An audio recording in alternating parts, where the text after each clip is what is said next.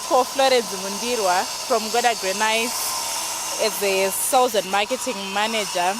Sengoda Granites tinobatsira kushongedza nzvimbo dzezororo dzehama dzedu. In short, tinokubatsirai kusarudza matombo ayo amunoisira your loved ones vanenge vakaita sei vanenge vakatisiya. Kana muchida kutibata tine website yatinayo inoti www.ngodagranites.co.zw. Facebook tiripo zvekare Ngoda Granites /tombstones. You can also find us at Corner Golden Quarry na Blawayo Road. Munotiwana zvendo pane workshop yedu. We also have a branch Palong Chain Plaza suite number 50. Munokwanisa futi kutiwana pa showgrounds opposite Tel 1.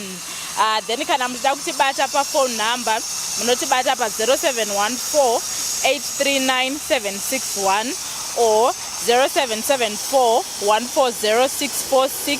Kana mukauya muchida kutenga dombo motitaurira kuti tabva neku-Drewmas Media, we have a discount yatinokuofai pamunenge makutenga dombo.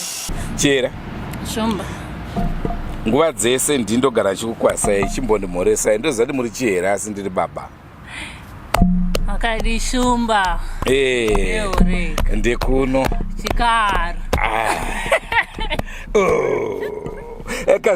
kazuva iyi muri yeZimbabwe nhasi rari mwezuva kusangana kwatiri kuita muna chihera nashumba tiri mune chimwe chirongwa tati timbokuudzaiwo zviri kuitika mumusha weMount Darwin.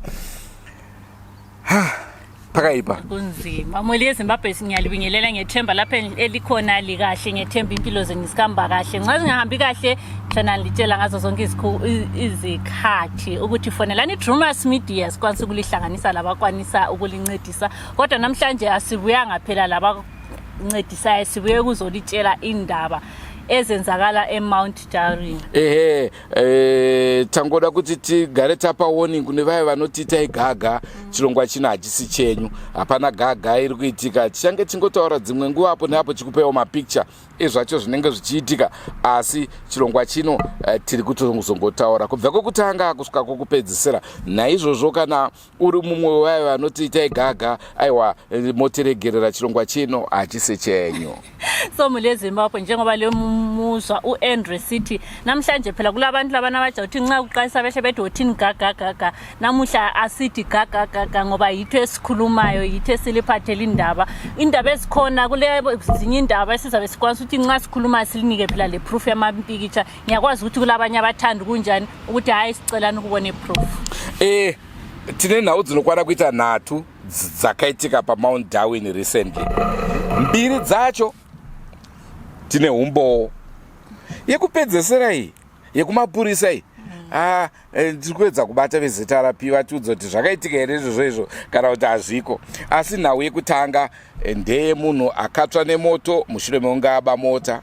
Yechipiri ndeye munhu akatungwa nemombe yakafa. Ndini ndisinganzwisishona ndizvo matondinzwa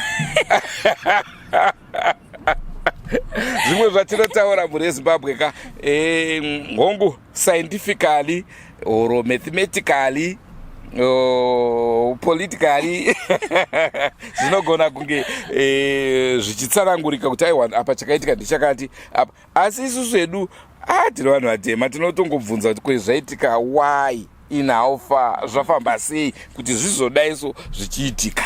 So mule Zimbabwe indaba esilazo ezikhulunywa ngoAndrew oqala ngeyomuntu owatshontsha imota wasenjani wasesitsha le mota yankhona. Esibili ngeyomuntu owathuzwa inkomo efileyo. Esithathu yolephele singakathola ama-facts but sazama ukuthi sibambabambe amapolice sizwe ukuthi liqiniso kumbe ngamanga. Right. Tochitanga panhau yedu yekutanga senguva dzese tinokurudzirai kusubscribe kuDrewmas Media. Drewmas Media taking you to another level. Nyaya yedu number 1 vanoziva nzvimbo yeMount Darwin kune nzvimbo inonzi yekwamadondo. Kunzvimbo ikoko zvakare kune mukomana anonzi akanopinda mumotokari isiri yake hamene kuti makiyi anga arimo here kana zvo zvakamira sei, we don't know.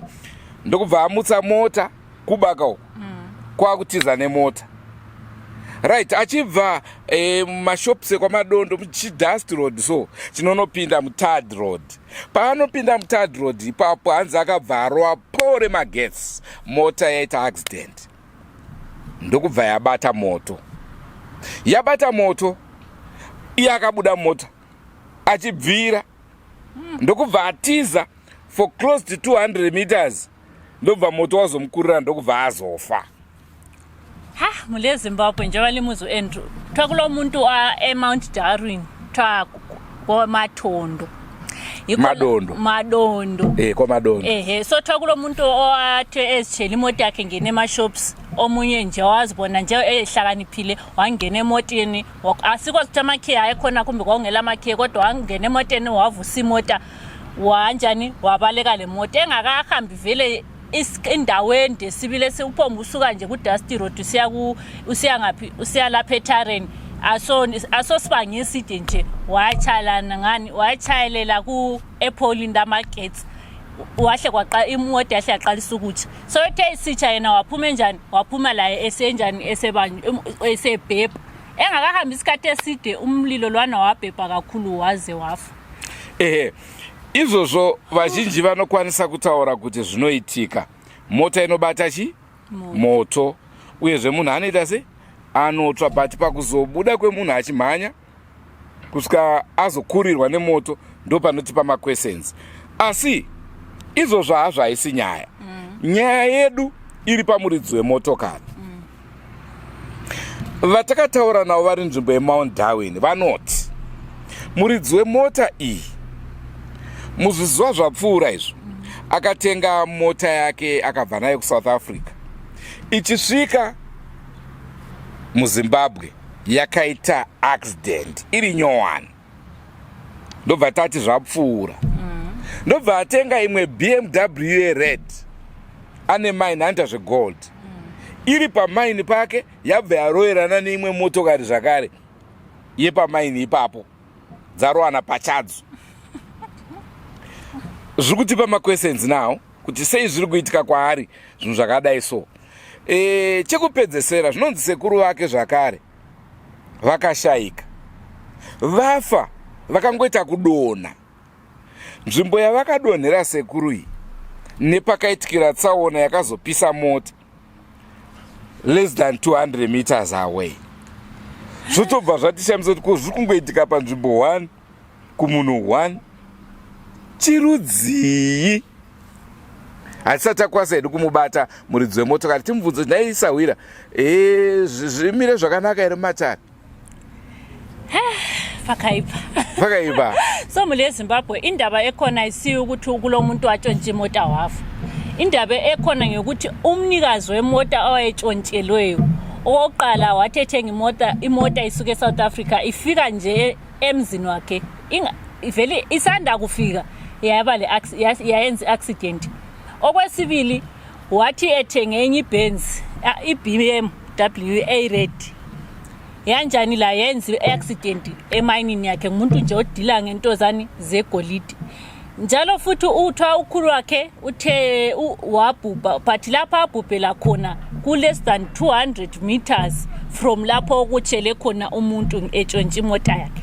So thina nje abantu abamnyama, thina njenge Drewmas media sazibuza ukuthi kuphom kwenzakala nje kumbe kungoitika kwezvinhiro, there is something behind us.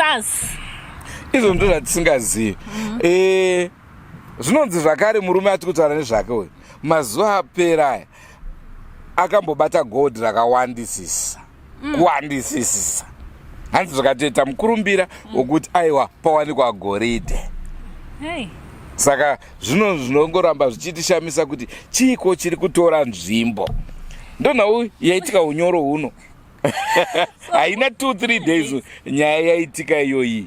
So mule Zimbabwe umnikazi waye wezimoto ohlangana lani le ma accident ona lawa ngamalanga enadlule ethoko wabamba nje igolide nje lisabisele elenza abantu nje baba lokukhuluma besithi hayi ubambile sibili imali ezwakalayo so sebesizibuza ukuthi kuyini okwenzakala nje Drewmas media lakwazi ukuthi thina sihamba siyake sidile le ndaba ezitshetshiyeneyo so sebesesilemibuzo ukuthi kungabe ku right yini emadale laphana kubokhulu ukuthi engahamba ebuzisisa konke ku right na kulento ofanele kutaura kuno kwatiri kuita chituna chemurume uyu chichiri mumochari Mount Darwin hasati azikanwa kunzi ndiani mbavha iyi hey shumba so vule Zimbabwe njengoba alisizwa ngalesi sikhathi sikhuluma nje umuntu lwanotshontsha imota isidumbu sakhe lokho esemochari because akwazi ukuthi ngubani which means uche kwaze kwacina kungakhanyi ukuthi ngubani but iphandine mfunzo wangu shumba lokuthi vanhu vaka witnessa zvese izvozvo vakarega munhu echitsva iwo unoita sekana munhu achimhanya so achibvira moto nonga unonzi chii achimhanya mavhu unononga mavhu chimurova kuti unomwaya mavhu kumunhu akamira ka kwete ari kurwa pamwe anotosprinta kudarika iwo munhu anenge akufazvo saka wodini saka dzimwe nguva mwe munhu anogona kunge akagadzirwa hake mota yake kuti isabiwe oro dzimwe nguva yatinenge chiona iri moto kainenge isiri moto unonge urutodhiraivha shato watidaba so mule Zimbabwe into zangikhona zizima sabe singasakwazi ukuthi umuntu otshontshileyo nguye umuntu obelomnyama umuntu otshontshelweyo nguye oyelungisa izinto zakhe ukuthi akulanto zami ezibanjwayo but nxa zingabanjwa indaba into zakhe siba lama accident yikho lapho esilombuzo khona munoona muri Zimbabwe patinotaura nawo idzotaura yedu tichiseka asi vazhinji vanoti hazviko zvinhu zvati kutaura izvi vanhu vatema hamudi kubudirira nyika ingaende kumberi sei ine vanhu vanofunga unge neshamba chichi well ndazorangarira mumwe mubvunzanzi mumwe aituka vanhu vanonwa doro nzimi munowesta mari muchinwa doro zvanzi tiratidziwo kamabhazi amakatenga vasinganwe doro kumati maheu arunwa maheu tiratidziwo kamabhazi amakatenga plus kazhinji kacho patinotaura zvinhu izvi vazhinji vanoti hazviko nai asi mumashure unozona munhu akuuya achiti munoziva pane programu yamakamboita muchitaura neizvi ndikashaya kuziva kuti zvinombofamba sei munozviziva here kuti kuna vanhu vane munyama pamabasa unongotukwa uchingonzi une mhosva yakati iwo hauize mhosva iyoyo nyange ushande sei unonge uchingotorwa semunhu wemanga makambozvitsvaga here kuti chii ukabata mari haikushandire ende vanhu vazhinji vanozati vanoti hanzi mari yagara haichengeteke handizvo zvatiri kutaura guys pane kusachengeteka ka kwokuti watombobata mari watombozandanwa drink pakusa imwe mari inongovhepa kuti ndamubata 1000 chandaita chawaita ne 1000 iyo chii hapana kana trouser chero hapana mule Zimbabwe kwezinye izikhathi njengabantu abamnyama kufanele tisike sizihlole nje ukuthi kulesikhathi sokuthi uyathi imali ayigcineki ngoba yabule idola vele ngeke uthenge ngalo imoto but kulesikhathi sokuthi uyabamba imali engafika kubo 1000 but ubona ukuthi imali ipomba kuphela awenzanga lutho ebambe into ebambekayo ukuthi nansi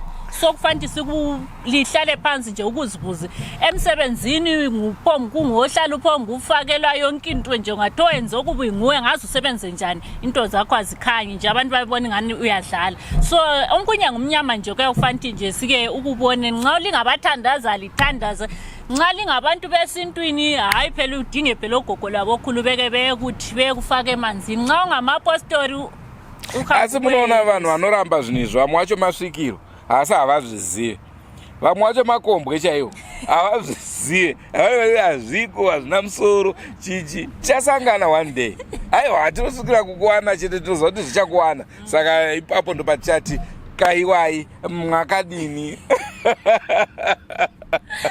hayi mule Zimbabwe njengabantu abamnyama isintu siyaphila and fanti sisi-accept njengokuthi isintu siyaphila but Shumba do you know ukuthi vanhu vakawanda vanenge vachiti zviko izvo vamwe vachifurira vamwe iyachiziva kuti zvinhu zviriko ende ndianonyatsobata matare usiku anenge achiridza mbira hosho dzichirohwa ngoma dzichirohwa masikati anenge ari mufundisi ngwarirai kurasiswa nevamwe vanhu vanoda kunyepedzera kuziva makwara iyo vachikuendesai musango. Anyway, iyo nyaya iyo tasiya yemunhu wekuba motokari. Takuenda pastori number 2 yemunhu akatungwa nemombe yakafa. Kana chiti kutunga nemombe yakafa hatisi kureva kuti mombe yakamuka ikamutunga aiwa. Hanzi vanhu ava handisi kuzotaura ndeveukama, mondiregera veukama, ndika 2 gig asi handisi kutaura hangu mazita enyu, ndikutaura zvinhu zvakaitika nhaika. Izvi ndo zvakaitika unyoro huno, hazvina nguva izvi. Pane murume akashayika, parufu rwake pakaurawa mombe. Muzukuru wepo ndokubva hanzi chitakura musoro wemombe. Akatakura musoro iwoyo, hamenoti wakamuita sei? Nyanga iyeya ndobva yamurova gumbo akanoponera kuchipatara, ropa richiti cha. Saka kweseni inoti akatadza kubata musoro, takakura chitakura musoro wemombe izvo, nyanga ndobva yazomubaya sei? Akave reckless enough kuti asvikire kujongwa nenyanga, ropa ndobva ratanga kuti cha. Mistakes ariko, accidents ariko nai. Kuvisualize kuti anga atakura sei nyanga yacho. Kuti musoro wacho handiti kutanga akabata one side which hand kuti izokwadza gumbo, kana kuti musoro unotobata wakajega nyanga iyi, wakajega nyanga iyi, kana kuti wakabata muromo nenyanga uchiendesa. We don't know kuti akatakura sei, but chekupedzisira ndechekuti akatungwa nenyanga yemombe yakafa. So mule Zimbabwe ushumba akutsho lapho ukuthi umuntu owathuza inkomo efileyo ukuthi kuthiwa kwakusemfeni kunjalo umzukulu walapha ekhaya kwasokuthiwani akathwale ikhanda lenkomo leliyana inhloko. So inhloko leyana yayilempundu. So uthe lokho ethwele asazi ukuthi kwahamba njani, kodwa wawuthola nje esehlatshwe ngempondo zangikhona. Esikubuzayo thina ukuthi wayethwele njani, kunguwe mle Zimbabwe. Ngiyacela limphendule kuma comments ukuthi inkomo nxa inhloko yenkomo uyithola ngempondo, uyithola ngomlomo ngempondo. Ngizama ukuzwisisa ukuthi wayethwele njani. Izvinhu zvakaitika kunzvimbo kumaprazi kunonzi kuchesa, ndokwakaitika rufu irworwo, ndokwakaitika chiitiko ichocho. Zvinongotishamisa, hatisi kuti pane zviripo, asi kungoshamisikawo nezviitiko zvakadaro. Shumba uri kubva kupi? Uri kubva kupi? Inini kumusha kwangu. Ndikutaura kuti ndikoko asi havasi pamba pedu, bati hama dzedu. Saka ndataura kuti hasi kutaura mazita. Izvi hazvina 2 days zvaitika izvi, ende ma-V11 aripo, munhu akatobhandejwa gumbo, akaponera kuchipatara. Mombe yakafa kai? Asazi. Ongo ndo nhau mbiri dzatakupai dzatine umbowo nadzo. Yechitatu toda kutobata zita rapi Mount Darwin kutinzwa kuti chii chokwadere ichocho, kana kuti inhema. Zviri kunzi parushinga turn-off, vanoziva nzvimbo yeMount Darwin, rushinga turn-off panoita maroadblock almost each now and again, but mazuva ano hapana maroadblock. Saka vanotaura manje vemiromo yakareba vari kuti vane ma2 gig seni vari kuti mapurisa anga ari paroadblock, ndokubva vati vakuchienda ndokukumbira lift kugonyeti, ndobva vakwidzwa mugonyeti.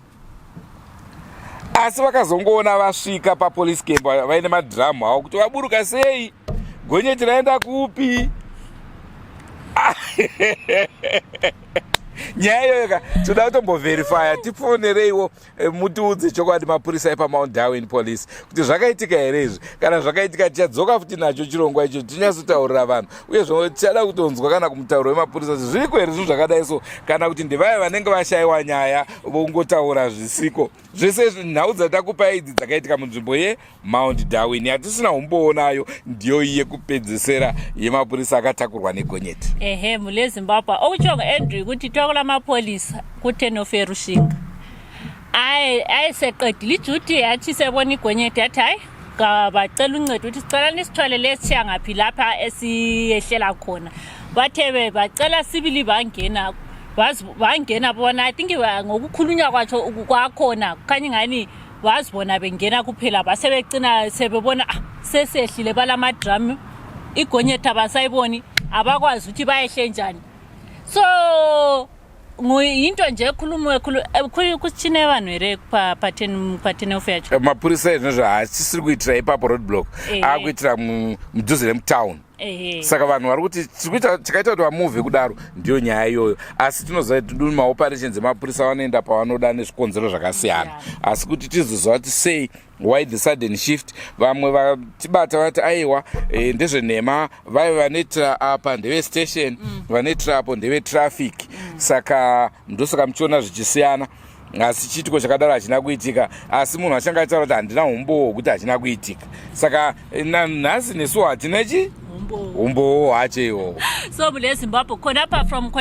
trying from ngemva kwesehlakalo sona lesi bahle bayekela kunjani uthi beoperatele khonaphana batshintsha baya kwenye indawo kodwa nxa sikhuluma labanye bathi hayi abantu abayenzela khonaphana ngabe station abayenzela ngale yibo abakwazi kunjani uthi basebenza njani so abanye abantu babefuna ukuthi benje bechaza iDrewmas media besifonele abanye babeqinisile so thina sizamelela phela silokhe samuthi sibambe phela ipoint ize therapy yakhona ngale siza ukuthi liqiniso na kumbe ngamanga kumbe nje bafuna isitshone nje singabaxoxa sesikini iyo nyaya yemunhu ainga akatsva iyo takamboda kuita live kuti but mheno zvakangoitika kumasaisai edu airamba kuti tibude live tichitaura nhau iyoyo tabva panhau idzodzo tangobata edu dzimwe nyaya musakanganwa kuti musi wa2 September tinenge tiri kunjuzu kuya kuchiredzi ndopa tichakwanisa kuita interview nadzo because hanze dzakutaura saka ndofunga tichakwanisa kuwanawo mukana wokuita interview nadzo saka rambai makateya musakazo wavantu musakazo ere umabona kuti musakazo iredio iredio mabona kuti ndo TV okay ngawara mbakateya ikoko so mule Zimbabwe mhla ka2 sebesisechiredzi phela laphana kulogogo wakhipha abantu injuzo and then sathi sikhamba last time babengakakhulumi but safonela kwathiwa base bekhuluma mhla ka2 yikho kulomdlalo wangikhona yikho kuzabe kwenza yonke into so lathi nje ke Drewmas media sithe sifuna uhamba sike sizame ukuthi sikhulume lazo siza ukuthi lapha babekhona kwakunjani kwino kwakuba babefila njani ilizwe ababekilo lalinjani ndiqiniso na ukuthi khona ngalabahlala khona hayi izinjuzi babe sidlani konke into nje sifuna ukuthi sizwe imwe zvenhau kachera yatichapa vanhu manje unyoro huno komarino ngepizi regai ndiseke ndichiri mupenyu first chimurenga ndoyana mbuya nehanda vana sekuru kaguvi vana sekuru mapondera vana chaminuka mondoro nemasvikiro enyika akasiyana usatoenda kuri kufesti chimurenga inonzi chimurenga because ihondo yemashona nevarungu kwakusina mandevere mandevere futi airwa futi asi marwiro ndo anga akasiyana maoperations aitwa kwakasiyana hakusi kuti pane wanga wakaakomodheta varungu then vamwe vachirwisa aiwa asi hondo idzi dzaiitika kwakasiyana ndichazoudza nezve inonzi cowhorn formation yekukunguswa kwematombo achitema ticha wangu wehistory ndakubvunza izvozvo alright sakani tiri kutaura isusu munguva iyoyi kune vanoziva zvemurwi wehondo zvakare ainzi Chingaira wokwarusape uko hatisi kuda kubata iye Chingaira uyu aive mambo nai pamasoja ake pane mumwe murwi wake vanoziva history yacho hanzi pavakabatwa vana Chingaira vakatizira muninga vari muninga kudaro varungu ndobva varamba vakagarira kuti muchabuda chete saka pakabuda mumwe akabuda achiti ndini Chingaira. Akapfeka heti yaChingaira. Ndobva varongo vamutora. Akapfeka ngundu. Aiwa, sando dzenyu. Saka akabuda achiti ndinani? Chingaira. Mabhunu avatora. Vakuda kuti vamupinze pafiring squad. Ndobva vatengesa vakagara variko kakubva kudhara. Vakanzi aiwa munhu amakuuraya asi yani Chingaira arimo. Anofamba nejira rered. Saka uyu manje akachizotorwa. Ndokubva apanichwa zvaizvokuiswa pamoto. Kusasikwa pamoto uri mupenyu. Kudonha tusupu. Ende akazoregerwa mushure mekunge abvuma kujoina chechi. Tadzoka pamachechi paya kuti Christianity yakapinda sei muZimbabwe. Dai vasina kuuya vachena ava tikadai tisingazivi kuti kuna Jesu. Kana taizviziva tisina basa naye. Kana kuti taitomudisisa kudarika zvatiri kuita nhasi uno. Asi musoja ushu akapedzisira opinda chechi yeAnglican mushure mekunge apiswa nemoto. Saka iye manje tinenge chikupai nhau iyoyo yeTombstone unveiling yemunhu akafa mufirst Chimurenga. Muli yeZimbabwe liyamuzushumba. So indaba elandelayo kufanele ihlale nje livuli indlebe yindaba namehlo. Indaba yokuthi kulo muntu owalwa impilo yanaye first Chimurenga. And first Chimurenga lakho ngiyathemba lakho ukuthi ko labo sekuruka guwi mbuya nehanda chisikana anzi nyakasikana ndana chira ka vanodaro saka pamwe dai vangwara vapenyu nditori kumahusbands. So ngesikhathi sangikhona twa kwakulo Chingaira. So kulo Chingaira I see indaba ekaChingaira but uChingaira wayinduna eleyo qhawe lakhe lebutho lakhe elalimlwela. So kuthe kubuya lapha namabhunu bagijima bayangena ngaphi bayangena ebhalwini. Wathe ngene ebhalwini bathola njani babona ukuthi amakhiwa lana abonta ngene ngabase bahlalela phandle bekwazi ukuthi baza njani bazaphuma khona phana. So babu lo ibutho lelana kwakuthiwa nguNyamkhathi. uNyamkhathi lo wayesephuma phandle wathi ngifuna ukudefenda ubani induna yami inkosi yami because wayenguchief. So ayefuna ukudefend inkosi yakhe sesithi hayi yathatha lokhana ogqoka izinkosi ukuthi ukutshenzisela ukuthi inkosi ngishona bathi inkundu but ngesindebela ngikwazi ukuthi kuyini.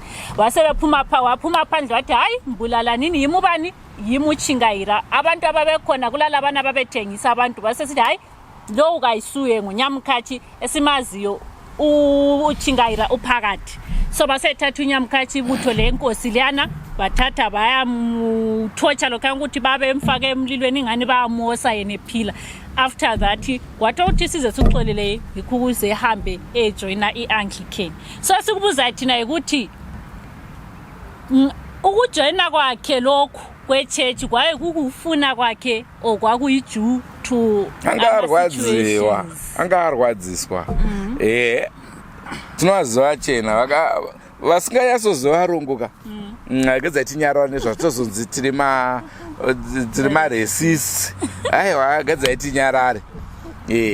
Asi muri yeZimbabwe ndo zvimwe zvezvirongwa zvatichakupai. Ndofunga kwanhasi tatandara tapedza. Ngatisangane mune zvimwe zvirongwa tichikupai dzidziso nenhau dzinenge dzichiitika munyika yedu yeZimbabwe. Lingakhohlwa phela ukusubscribe ku Drewmas Media.